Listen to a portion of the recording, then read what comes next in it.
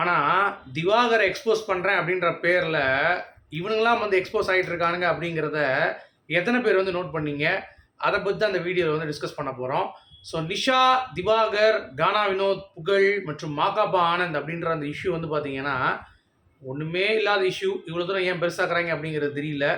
ஆக்சுவலாக இதில் வந்து நம்ம யார் பக்கம் சரி யார் பக்கம் தவறு அப்படிங்கிறதே வந்து பார்த்தீங்கன்னா கணிக்க முடியல. ஏன்னா 2 சைடுமே அதற்குரிய ஒரு ஃப்ளாஸ் வந்து இருக்குது அப்படிங்கிறது பார்க்க முடியுது. ஆக மொத்தம் தரம் கெட்ட போட்டியாளர்களை குக் வித் கோமாளிக்கும் பிக் பாஸ்க்கும் எடுத்தால் இவ்வளோ தான் ஃபேஸ் பண்ண வேண்டியிருக்கும் அப்படிங்கிறது தான் வந்து பார்க்க முடியுது. ஸோ இப்போ நம்ம வீடியோக்குள்ளே போகலாம். அதாவது இந்த மீடியா சேனல் அப்படின்னு சொல்லி ஒன்று இருக்குல்ல, இதை வச்சு கண்டென்ட் பண்ணணும், இதை வச்சு காசு பண்ணணும் அப்படின்னு சொல்லிட்டு நிறைய வந்து பார்த்தீங்கன்னா பிளான் பண்ணிட்டாங்க. அதுலேயும் இப்போ வந்து திவாகர் எக்ஸ்போஸ் பண்ணுற யூடியூப் சேனல் சொல்லி இன்டர்வியூ எடுத்தாங்க ரீசெண்டாக அவனை வச்சு. அது வியூஸ்லாம் நீங்கள் பார்த்தீங்கன்னா திவாகர் அப்படின்ற அந்த கண்டென்ட்டு அவனுக்கு 1 மில்லியன் 1.1 மில்லியன் போகுது. மக்களும் வந்து அதிகமாக விரும்புகிறாங்க.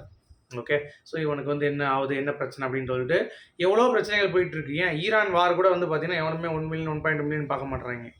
மக்கள் வந்து ஏதாவது சண்டை நடந்தால் அங்கே வந்து குளிர் காயலாம் அப்படின்ற மாதிரி மக்களுடைய மனநிலை அப்படிங்கிறது மாறிடுச்சு.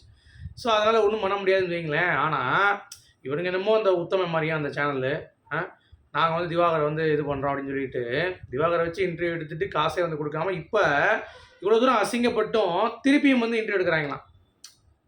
திவாகர் மாதிரி ஆட்களை வளர்த்து விடக்கூடாது அப்படின்றது தான் பாயிண்ட்டு.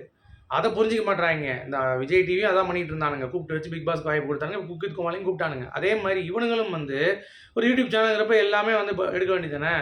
தவறான வழியில் ஒருத்தன் வந்து இன்ஃப்ளூயன்ஸ் பண்ணிகிட்டு இருக்கான், அவனை மக்கள் பார்க்குறாங்கன்றதுக்காக நீ எடுத்து போடுவியா அப்படின்ற மாதிரி தான் இருந்துச்சு. கேட்டால் நாங்கள் ஜெயிலுக்கு அனுப்பினோம் அவரை அப்படின்ற மாதிரி சொல்லி புனிதமாக பண்ணுறாங்களாம். உங்கள் புனித வெங்காயம்லாம் வந்து பார்த்தீங்கன்னா எங்களுக்கு தெரியும் அப்படிங்கிற மாதிரி தான் இருக்குது. அப்போ உனக்கும் அந்த சேனல் இருக்குல்ல, அவனுக்கும் திவாகருக்கும் பெரிய வித்தியாசம் இல்லை. 2 ஒன்று தான் என்னை பொறுத்த வரைக்கும். சரி, நடந்துச்சு அப்படிங்கிறத பார்ப்போம். நிஷாவுடைய ஒரு வீடியோ வந்து வெளியிட்டு நிஷா வந்து பெண்களை பற்றி அந்த மாதிரி பேசிட்டாருன்னு சொல்லிட்டு ஒரு வீடியோ போட்டிருந்தாங்க. அது ஆக்சுவலாக வேறு ட்ரெஸ் போட்டிருந்தாங்களா, அந்த ஃபேக் வீடியோ ஜென்ரேட் ஆகிட்டு இருந்துச்சு. திவாகர் வந்து அதுக்கு பதிலடி கொடுத்துட்டாப்புல. அதாவது இது நான் என்னை பற்றி இல்லைங்க, இது யாரோ பற்றி பேசுனது அப்படின்னு சொல்லிட்டு பேசியிருக்காங்க. அதில் என்ன ஒரு ஹைலைட்னா நான் அப்புறம் வரேன் அதுக்கு. அப்புறம் நிஷாவுடைய வீடியோ வந்து அந்த சேனலில் வந்து பார்த்தீங்கன்னா வெளியிட்டிருந்தாங்க. ஓகே, எக்ஸ்போஸ் பண்ண சேனலில். அதில் நிஷா வந்து தெளிவாக சொல்லிட்டாங்க இந்த மாதிரி என்ன பிரச்சனை அப்படின்னு சொல்லிட்டு. ஆக்சுவலாக அவர் மேலே கையை போட்டிருக்கிறது சுனிதா மேம் கூப்பிட்டது, இந்த மாதிரிலாம் சில விஷயங்கள் பண்ணியிருக்காரு. அது வந்து குக் வித் கோமாளியில் நடக்கிற விஷயம்தான். திவாகர் வந்து வாண்டடாக அதை வந்து ஒரு பண்ணிட்டார் அப்படின்ற மாதிரி கிடையாது. அது ஜாலியாக வந்து ஃபன்னாக தான் பேசுகிறேன். அப்போ கூட வந்து பார்த்தீங்கன்னா நிஷா வந்து வேணாம் அப்படின்னு சொல்லி கண்ட்ரோல் தான் பண்ணியிருக்காங்க. வினோத் வந்து இந்த ஒரு இஷ்யூ வந்து பார்த்தீங்கன்னா பெருசாகிட்டாப்புல. கரெக்டாக வினோத் எப்பயும் பண்ணுவார்ல, ஃபார்மல் ஏதாவது பண்ணால் வந்து வெறுப்பேற்றுவாங்க. பிக் பாஸ்லேயே பார்த்துருக்கீங்க. திவ்யா கிட்ட வந்து இவர் போய் வலிஞ்சிட்டு இருக்கும் பொழுது திவ்யா இவங்க வந்து தூக்கி வந்து அதாவது திவாகர் பண்ணுறது தப்பு அப்படின்னு சொல்லி இவங்க சொல்லுவாங்க. ஆனால் இவங்களும் வந்து போய் அந்த பொண்ணை வந்து பார்த்தீங்கன்னா தூக்கி அதுவும் அன்கம்ஃபர்டபுளாக இருந்தது. பிக் பாஸில் நம்ம பார்த்துருப்போம். அந்த மாதிரி பண்ணி வெறுப்பேற்றிட்டு இருப்பாங்க அப்படிங்கிறது பார்க்க முடியுது. ஸோ திவாகருக்கு அப்படின்னா அவனை அசிங்கப்படுத்தணும் அப்படின்ற மாதிரி தான் வந்து பிளான் பண்ணிகிட்டு இருக்காங்க. ஸோ கானா வினோத்தும் வந்து அந்த இடத்துல பிக் பாஸில் பண்ணது வந்து பார்த்திங்கன்னா ரொம்ப கேவலமான விஷயம்தான். ஓகே, ஸோ இவருக்கு கீழே இறங்கி அதாவது அவருடைய ஒரு இது இருக்குல்ல, கானா வினோத்து கானா சாங் பண்ணுறாங்க அப்படின்ட்டு அதெல்லாம் விட்டுட்டு அவருடைய தரத்துக்கு கீழே இறங்கி வந்து பார்த்தீங்கன்னா திவாகர்கிட்ட வந்து பேசுகிறது அதெல்லாம் வந்து பண்ணி அவருடைய இதுவும் வந்து போயிடுச்சு. இப்போ அதே மாதிரி தான் குக் வித் கோமாளியில் பண்ணியிருக்காங்க. சம்பவம் நடந்திருக்கு. இப்போது சேனல் ஃபுல்லாக வந்து பார்த்தீங்கன்னா முழுக்க மாகாப்பாவுக்கு சப்போர்ட்டு. மாகாப்பா விட்டு கொடுக்க முடியாது. ஓகே, ஸோ மாகாப்பா போதையை போடுறான் அப்படின்ற மாதிரி வந்து திவாகர் சொல்கிறாப்புல. மாகாப்பா இரும்பு ராடை வச்சு அடிச்சாப்புலங்கிறாப்புல. பவுன்சர் வச்சு புகழ் அட்டாக் பண்ணாங்கிறாப்புல. இதற்கான ஒரு விஷயமும் வந்து நமக்கு இல்லை. சரி, திவாகர் கை வச்சாரான்னு சொல்லி கேட்டிங்கன்னா அதுவும் இல்லை.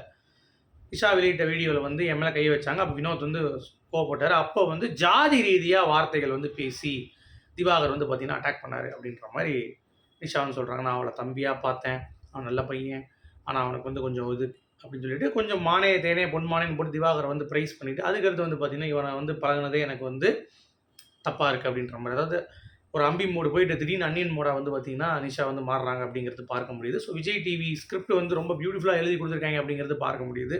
அதாவது விஜய் டிவி ரெப்புடேஷனே வந்து பார்த்திங்கன்னா அந்த வாட்டர்மெலனால காலியாக போகுது அப்படிங்கிறது தெளிவாக தெரிஞ்சிருச்சு. ஏன்னா ஒரு கம்ப்ளைண்ட் வரைக்கும் ரெஜிஸ்டர் பண்ணிட்டாப்புல.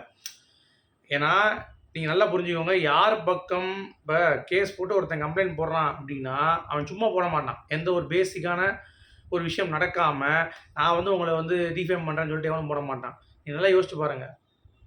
ஒருத்தன் கேஸ் போடுறான் அப்படின்னா கண்டிப்பாக ஒன்று நடந்திருக்கு அப்படிங்கிறது தான்.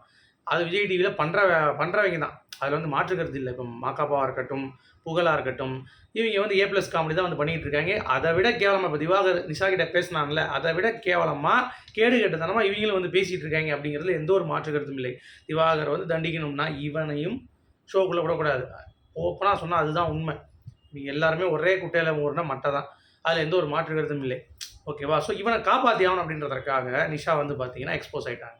ஓகே, அதில் தெளிவாக தெரியுது என்னென்னா, அந்த கமெண்ட்டு நான் சொன்னேன்ல, திவாகருக்கு ஒரு கமெண்ட் போட்டிருப்பாங்க கீழே. என்ன கமெண்ட்னு பார்த்தீங்கன்னா, எங்களாலலாம் ஃபைட் இல்லைங்க, வினோத்துக்கும் திவாகருக்கு தான் ஃபைட்டு, நாங்கள் எதுவும் பண்ணலன்றாங்க. அப்போ உங்களை கை வச்சதுக்கு தான் வினோத் கேட்டாருன்றீங்க, புரியலையே.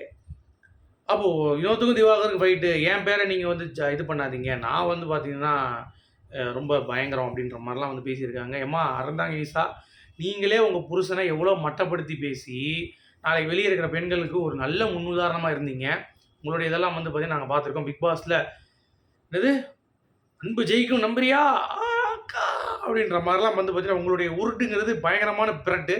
அது எங்களுக்கும் தெரியும், அந்த ஈர வெங்காயம் அப்படின்னு சொல்லிட்டு. ஸோ என்ன பண்ணீங்கிறத நீங்களாக வந்து வாண்டடாக வந்து ஓப்பனாக சொல்லிடுங்க. இது வந்து சேனல் சூப்பராக கைட் பண்ணி திவாகரை ட்ராக் பண்ணுறாங்க. ஏதோ ஒரு மிஸ்டேக் வந்து பார்த்தீங்கன்னா பண்ணியிருக்காங்க. அதுக்காக திவாகர் வந்து உத்தமன், அவன் வந்து பெண்கள் அப்படியே ஒன்றும் பேச மாட்டான் அப்படின்ற மாதிரி நான் சொல்ல வரல. அவனும் வந்து பார்த்தீங்கன்னா கேடு கட்டவன் தான். அதில் வந்து எந்த ஒரு மாற்று கருத்தும் இல்லை. நான் பிக் பாஸில் உள்ளே போகிறப்ப நான் வந்து கேட்டேன், ஏன்னா பலூன் அக்கா, கலையரசன், இந்த மாதிரி இவன் ரம்யா ஆட்டக்காரி இந்த மாதிரிலாம் எடுத்துகிட்டு இருக்கீங்களா, அவங்களுக்குலாம் வந்து அறிவு இல்லையாடா, தரம் என்னடா கீழே போயிட்டே இருக்கு அப்படின்ற மாதிரி நம்ம வந்து விமர்சிச்சிருந்தோம். அதுக்கேற்ற மாதிரியே வந்து பார்த்தீங்கன்னா இவனை எடுத்தாங்க. இப்போ இவன் மேக்ஸிமம் பார்த்தீங்கன்னா பிக் பாஸில் வாட்டர்மெலனுடைய ப்ளே அப்படிங்கிறது வந்து பார்த்தீங்க அப்படின்னா எக்ஸ்போஸ் அப்படிங்கிறது இருக்கும். ஒவ்வொரு விஷயத்தையும் வந்து ப்ராப்பராக புட்டு வைப்பாப்புல. அப்படி இருக்கிறப்ப இப்படி ஒரு அகேஷன் வந்து சும்மா வந்து திவாகர் போடக்கூடிய ஒரு ஆள் கிடையாது. ஏதோ ஒன்று நடந்திருக்கு, இவனுங்க அதை மறைக்கிறானுங்க. இவனும் பண்ணியிருக்கான் திவாகரும். அதை வச்சு இவங்களை டைல்யூட் பண்ணுறதுக்கு பார்க்குறானுங்க. ஆனால் உண்மை என்னைக்காவது ஒரு நாள் வந்து வெளியே வரும் அப்படிங்கிறது தான் பாயிண்ட்டு. அது கமெண்ட்லேயே வந்துருச்சு. அவங்களுடைய வாயிலிருந்தே, நிஷாவுடைய வாயிலேருந்தே வந்து வந்துருச்சு. அதாவது திவாகர் எக்ஸ்போஸ் ஆகி ஒரு பக்கம் வைங்க, நிஷா தான் வந்து பார்த்தீங்கன்னா அந்த வீடியோ மூலமாக எக்ஸ்போஸ் ஆகியிருக்காங்க. ஏன்னா நான் தம்பியாக பழகினேன், அவன் வந்து பார்த்தீங்கன்னா அடி பண்ணிட்டு திடீர்னு வந்து அவன் அப்படி பார்த்து நடந்துக்கல, நான் அதனால் அப்படி பார்த்தீங்கன்னா அவன் மேலே எப்படி இருக்கேன், மாக்காப்பாவா அதில் நல்லா கேட்டுன்னு தெரியும், மாக்காப்பாவா இல்லை திவாகரான்னு கேட்டிங்கன்னா மாக்காப்பா சைடு தான் நிற்பேன். ஏன்னா உங்களுக்கு ஷோ வரணும், உங்களுக்கு ப்ரோக்ராம் வரணும். திவாகர் பக்கம் நின்று நீங்கள் என்ன பண்ண போகிறீங்க, அவன் ஒரு இது போனவன் அப்படின்றது உங்களுக்கும் தெரியும். ஸோ அதுக்காக நீங்கள் சப்போர்ட்டிவாக இருக்கீங்க அப்படிங்கிறது நம்மளால் வந்து பார்க்க முடியுது. கானா வினோத்தும் வந்து பார்த்தீங்கன்னா ரொம்ப யோக்கிய சீலர் தான் கிடையாது. அவரும் பிக் பாஸில் எப்படி ஆடினார் கேம் அப்படிங்கிறது தெரியும் திவாகரை வச்சு. ஓகேவா? ஸோ நம்ம பார்த்துருக்கோம், ரிவ்யூ பண்ணியிருக்கோன்றதுனால நமக்கும் வந்து ஒரு பேசிக்கான ஒரு ஐடியா இருக்குது. அப்படிங்கிறதுனால இதில் ஏதோ ஒன்று மறைக்கிற பார்க்குறாங்க. அது திவாகர் வந்து விடமாட்டேன், நான் வந்து பிடிச்சி இழுப்பேன்டா, உங்களை முட்டிக்காம விடமாட்டேன் அப்படின்ற மாதிரி அந்த ஆளுக்கு அங்கே கட்டிகிட்டு இருக்காப்புல. சரிங்களா? இப்போது இந்த ஃபேக் வீடியோக்கு அவர் ரிப்ளை பண்ணிட்டாரு. இப்போ ஒரிஜினல் வீடியோ ரிலீஸ் ஆகிருக்கு. அதாவது நிஷா வந்து ஓப்பனாக சொல்லிட்டாங்க, நீ கை வச்ச என் மேலே, அதுக்கடுத்து சண்டை வச்சு அப்படின்னு சொல்லிட்டு. அப்படி சொன்ன நிஷா சண்டையானதுக்கு கானா வினோத்துக்கும் திவாகருக்கும் தான், என்ன ஏன் வந்து டேமேஜ் பண்ணுறீங்க அப்படின்ற மாதிரி கேட்குறதுக்கு எந்த நியாயம் இடிக்குதே எங்கேயோ அப்படின்ற மாதிரி. ஸோ மாட்டிக்கிட்டீங்களே நிஷா, எக்ஸ்போஸ் ஆகிட்டீங்களே அப்படின்ற மாதிரி தான் இருந்துச்சு. ஸோ திவாகர் இதுக்கு என்ன பதில் அடிக்கிறாரு அப்படிங்கிறத பார்ப்போம். இதில் என்ன காமெடினா, ஒரு இன்டர்வியூ சேனல்லேருந்து வெளியே வந்துட்டு சீன் கிரியேட் பண்ணிட்டு இருந்தார்ல, கேமரா உடச்சிட்டேன் அப்படி இப்படின்ட்டு.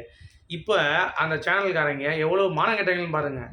திருப்பி திவாகரை கூப்பிட்டு இன்டர்வியூ எடுக்கிறது கூப்பிட்டுருக்காங்க திவாகரை. என்ன கேடுகட்ட ஜென்மங்கடா நீங்கள் திருந்தே மாட்டீங்க. அதாவது விஜய் டிவியும் இந்த மாதிரி யூடியூப் சேனலும் அவனை தூக்கி ப்ரமோட் பண்ணுறதுனால அவன் இன்னும் வந்து பார்த்தீங்கன்னா அதை வச்சு ஃபேம் ஆகிட்டு தான் இருப்பான். மக்கள் பார்த்து தான் இருக்காங்க. 1 மில்லியன் 1.2 மில்லியன் வியூஸ் எவனுக்கு அங்கே போகுது? இப்போ அவன் அதை சொல்லியே வந்து இது பண்ணுவான்ல, எனக்கு போச்சு அப்படின்னு சொல்லுவான். என்ன பண்ணுவீங்க நீங்கள்? போங்கடா நீங்களும் உங்கள் மீடியம் அப்படின்ற மாதிரி தான் இருக்குது. உங்களுடைய கருத்துக்கள் சொல்லுங்கள். மீண்டும் சந்திப்போம்.